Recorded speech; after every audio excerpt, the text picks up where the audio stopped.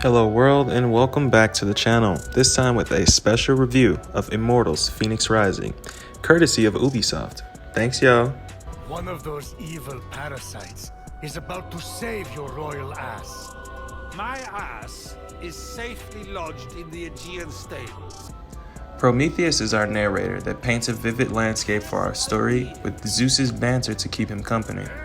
Players must fight against the evil force Typhon, who has broken free from his bondage in Tartarus, which results in the stolen essences of all the Greek gods and mortals being turned to stone. It is up to Fenyx and Fenyx alone to restore the gods to their former selves in order to save the world. Thankfully, players can design their version of Fenyx however they'd like to look, with a robust character creator model. And at a moment's notice later in the game, you can change with Hermes in the Hall of Heroes. On the downside though, there aren't many black or ethnically diverse hairstyles to choose from, aside from the tried and true staple of cornrows. The game is broken into 7 realms, each with a fitting and unique aesthetic to help players distinguish their location.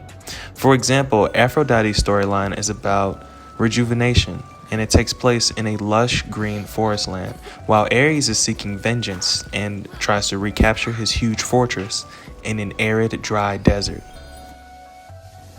Within the many systems in the game, there is a transmogrification component that allows you to keep the perks that you like and the aesthetic of your choice from other unlocked armor or weapons, something that I loudly applaud and wish other loot-emphasized games incorporated.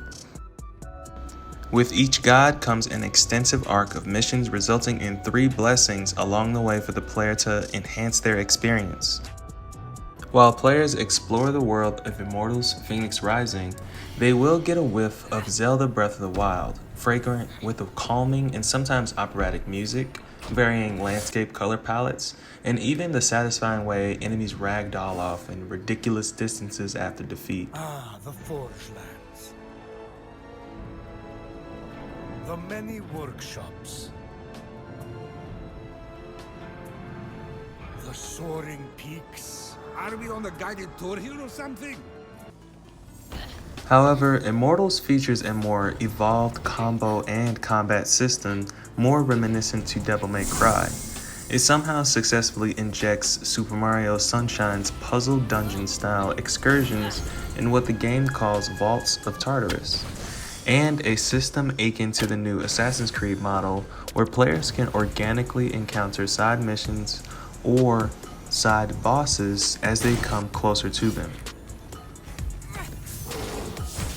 The artistic choice for the game may seem cartoonish at a glance, however it really is an extremely well-crafted world that I couldn't help but get lost in exploring every single square foot. From the various enemy types and their colored variations to signify strength, to the facial animations during cutscenes, even to the way feathers fly off of certain enemies during fights, players can clearly see the love the team put into this game.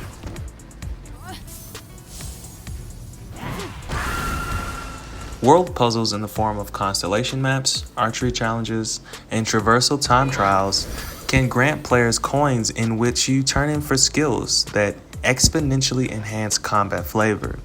While the acquisition of powerful skills in this game does increase the fun of combat, I quickly realized that stamina was actually the most precious component to upgrade for our dear Fenyx.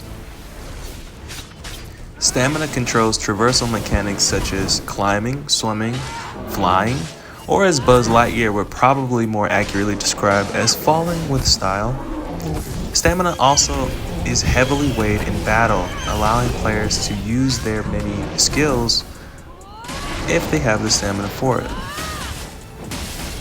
After gaining familiarity with controls, it feels really amazing to string together combos and different techniques in order to take down big powerful foes. As you see in this clip, if you dodge perfectly, you can enact a slow-mo mode to do even more damage. It's just a really awesome combat system.